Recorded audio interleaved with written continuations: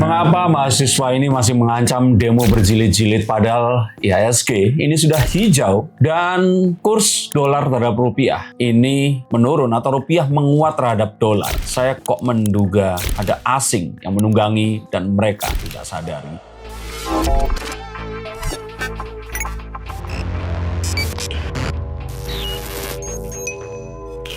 Halo, saya Sekar, kembali berjumpa bersama saya Denny Darko. Tidak ada yang namanya misteri, yang ada adalah tanda-tanda yang kita semua coba untuk mengerti. Saya belum mengerti apa tujuan mereka demo. Selain mereka pengen agar MBG dan Kopdes Merah Putih ini dihilangkan. Selain itu, saya nggak ngerti karena tuntutan mereka termasuk salah satunya adalah memperkuat rupiah. Sudah dilakukan. Menurunkan harga BBM. BBM nggak pernah naik. Kalau Pertamax yang dianggap naik, masa mereka ini ngebelain orang-orang yang pakai Pertamax? Kalau memang mereka menuduh bahwa orang-orang kaya ini yang terus kemudian pakai Pertalite, ya kalau begitu suruh pemerintah memberikan pengetatan, bukan menurunkan harga BBM. Karena harga BBM di seluruh dunia, Indonesia ini yang paling murah saya. Cuman agak membingungkan karena kemarin itu kan sebenarnya yang ada 6 atau 7 tuntutan itu BEM UI. Hari ini BEM UI absen. Gantian sekarang BEMSI ya, seluruh Indonesia ya. Ini kan disebut aliansi perisai, bahkan ada aliansi perisai juga. Membawa total 20 poin tuntutan yang menyoroti berbagai isu mulai dari ekonomi, kesejahteraan buruh, pendidikan hingga kebijakan pertahanan. Berikut poin Asing, tuntutan. pasti asing. Idolanya pasti Kapten Amerika. Iya. 11 tuntutan mendesak. Hentikan kenaikan harga BBM dan harga bahan pokok. Segera perbaiki pelemahan nilai tukar rupiah. Hentikan program MBG dan koperasi desa atau kelurahan merah putih yang dinilai Udah. syarat KKN. Udah. Ya, maksud saya di sini itu adalah, satu, saya tidak ngenyek, tidak menghina penyampaian pendapat. Saya tidak berusaha untuk membungkam atau saya setuju dengan mereka demo. Tapi semakin ke sini, saya melihat demo ini seakan-akan memang diupayakan agar berakhir ricuh, terus seakan-akan pengennya itu kayak tahun 98 dulu, sampai ada martir, terus pemerintah nanti akhirnya digulingkan. Itu yang ada di pikiran sebagian besar orang yang saya pikir saat ini itu turun ke jalan. Coba anulir dan salahkan saya kalau saya salah. Karena mereka ini sepertinya sudah nggak peduli lagi tujuannya itu apa. Makanya mereka membuat sebuah permintaan yang kalau menurut saya itu nggak masuk akal. Kalau mereka meminta MBG dihapuskan, dengan alasan apa? Selain mereka terpapar oleh sebuah echo chamber yang membuat atau meyakinkan orang bahwa MBG ini program yang tidak berguna. Dan salah satu pihak dalam jumlah besar yang tidak setuju dengan MBG, ini adalah investor asing.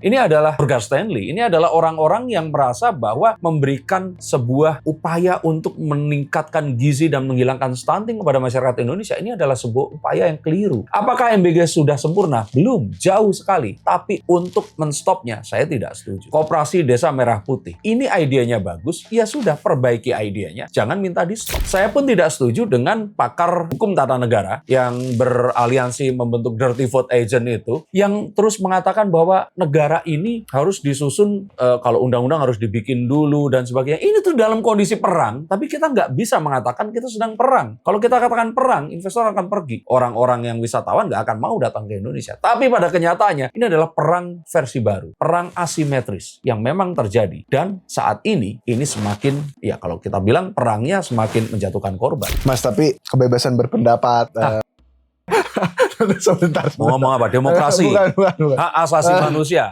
Sebentar. Iya, kan maksudnya hal-hal itu tuh Lingkungan hidup. iya, selalu bahwasannya kritik itu disampaikan dengan cara hentikan gitu. Maksudnya langsung itu loh, Mas. Tapi tidak pernah ada kritik-kritik yang mungkin maksudnya itu dalam bentuk evaluasi. Maksudnya kayak evaluasi program MBG. Ya, saya gitu. pikir adik-adik mahasiswa ini jauh lebih pintar daripada, jangankan saya deh, kakak yang ini nih, ya kan? Harusnya lebih pintar gitu loh. Tapi kenapa mereka itu mudah sekali sampai tadi ya, saya bilang ditunggangi itu adalah karena kalau sampai ingin agar MBG ini dihentikan, saya udah percaya itu adalah upaya asing. Karena MBG ini niatnya baik, caranya keliru. Benarkan caranya. Nah, kalau kalian tidak setuju MBG, saya pasti akan katakan, ya kalian berarti satu pihak dengan asing yang tidak setuju bahwa uang pemerintah Indonesia ini untuk kemaslahatan orang-orang Indonesia, terutama generasi yang akan memberikan makanan, kehidupan kepada kalian dan saya saat kita nanti tua gitu loh. Ini anak-anak yang akan menghidupi kita pada akhirnya akhirnya nanti. Tapi juga maksudnya pertanyaan saya adalah ini gelombang demo ini sebenarnya agak janggal ya Mas. Karena maksudnya rupiah itu sebenarnya 18 ribunya tuh kemarin. Iya, sekarang udah 17.600. 17.600 dan Ya itu tadi makanya pertanyaannya adalah saya pun bukan orang yang ingin mengatakan puji pemerintah. Enggak, itu sudah tugasnya pemerintah. Oke, menjaga kestabilan ekonomi. Saya tidak memuji pemerintah. Saya memuji upayanya, tapi saya tidak mengatakan pemerintah di sini itu sebagai pahlawan atau melakukan sesuatu yang extraordinary. Enggak, itu kewajiban pemerintah. Tetapi tidak terus lompat logika juga mengatakan MBG harus dihapus atau dolar ini harus dikuatkan. Pada kenyataannya secara regional, dolar pun semuanya juga dalam kondisi yang menekan. Dan apalagi kita harus tahu, lah kalau The Fed di sini naikin suku bunga, investor yang memiliki dolar di Indonesia kan mendingan diambil ditaruh di Amerika gitu loh. Nah coba mikir itu aja deh, nggak harus anak ekonomi, oke? Anak pertanian harusnya juga mengerti gitu loh. Ini sesuatu yang sangat mudah untuk dipahami. Toh juga kalian tahu bahwa bensin subsidi nggak pernah naik, Pertalite itu nggak pernah naik sejak adanya krisis di negara lain. Mana ada negara memberikan subsidi hingga harganya berapa? 10.000 per liter. Lantas menurut Mas Denny, gelombang aksi ini akan menjadi besar. Maksudnya lebih besar lagi. Ini adalah kefomoan anak-anak mahasiswa yang mereka itu ngelihat sesuatu terus meniru saja. Mereka mengira akan keren seperti om-om, tante atau Pak D-nya yang dulu di tahun 97, 98 ini turun dan terus berhasil menumbangkan rezim Soeharto yang sudah berkuasa selama 32 tahun. Padahal mereka pun terpapar dan mendengarkan informasi bahwa kondisi ini tidak apple to apple. Walaupun betul all time high nilai tukar rupiah terhadap dolar ini yang paling rendah sepanjang sejarah. Tapi nggak artinya terus ini membuat kalian perlu untuk menyampaikan sesuatu yang nggak mungkin kepada pemerintah dan terutama mengatakan pemerintah ini gagal. Kayak gagal di sebelah mananya. Kalau ternyata berhasil menjaga bensin, ini masih tetap tidak naik. Dan menurunkan harga bahan pokok sebenarnya agak membingungkan.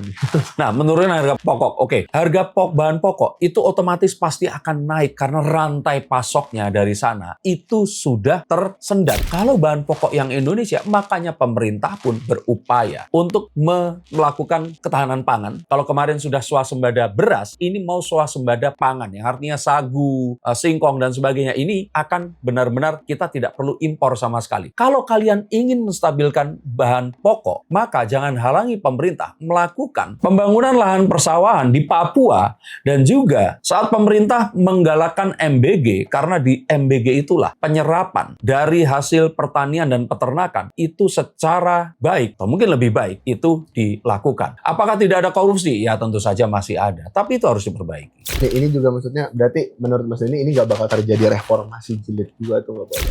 Nggak akan mungkin karena ya nggak ada yang perlu direformasi. Toh idea reformasi itu juga sudah usang. Seharusnya kita menemukan sesuatu yang baru. Reformasi itu zaman saya masih mahasiswa dulu itu keren. Kalau sekarang kalian mau berpakaian seperti saya waktu mahasiswa kan enggak gitu. Yuk be smart. Jadilah mahasiswa yang pintar. Kalian ini bisa melakukan penarikan data dari mana-mana, melakukan simposium, lalu upayakan untuk ketemu DPR, ketemu Pak Prabowo, presentasikan. Nggak dengan turun ke jalan seperti paman-paman, om dan tante kalian yang saat itu nggak ada internet seperti sekarang. Tidak ada sarana penyaluran ide untuk melakukan kritik kemanapun. Pembungkaman dulu ada. Jangan jadi mahasiswa yang ujuk-ujuk tiba-tiba mengaku dipasangi GPS, padahal GPS-nya bersih, mobilnya kotor. Yang kalau menurut saya, dengan adanya agenda aksi massa ataupun demo ini yang juga kembali lagi ya timeline-nya janggal atau ganjil, di mana ada upaya asing yang mencoba lah. Ini kan Indonesia mungkin karena udah mulai menguat rupiahnya atau mungkin menggoncang kembali Indonesia atau mungkin seperti apa, atau mungkin ini juga ada campur tangan oligarki gelap. Oke, apapun itu, oligarki gelap atau siapapun asing kembali, kita nggak bisa dan nggak boleh selalu menyalahkan mereka. Karena selamanya mereka ingin agar Indonesia ini nggak akan pernah maju. Oligarki hitam misalkan ya, berupaya untuk mengambil uang lebih banyak, itu karena kodrat mereka seperti itu. Mereka rakus dan mereka ingin tambah kaya dan uangnya itu ditaruh di luar negeri. Tapi kalau mahasiswanya di sini pintar, cerdas dan berempati, saya pikir mereka nggak akan kayak klakson.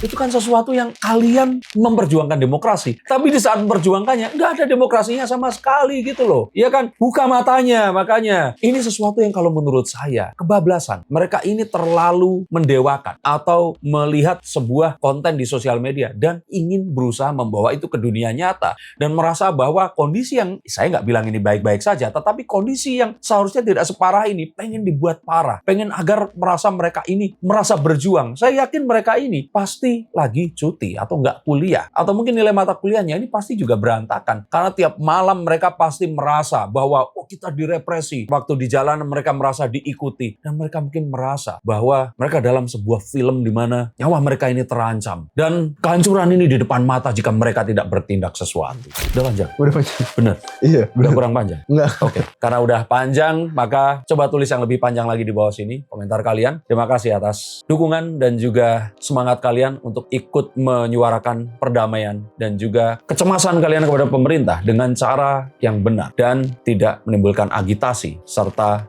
keonaran. Terima kasih, sampai jumpa, dan salam.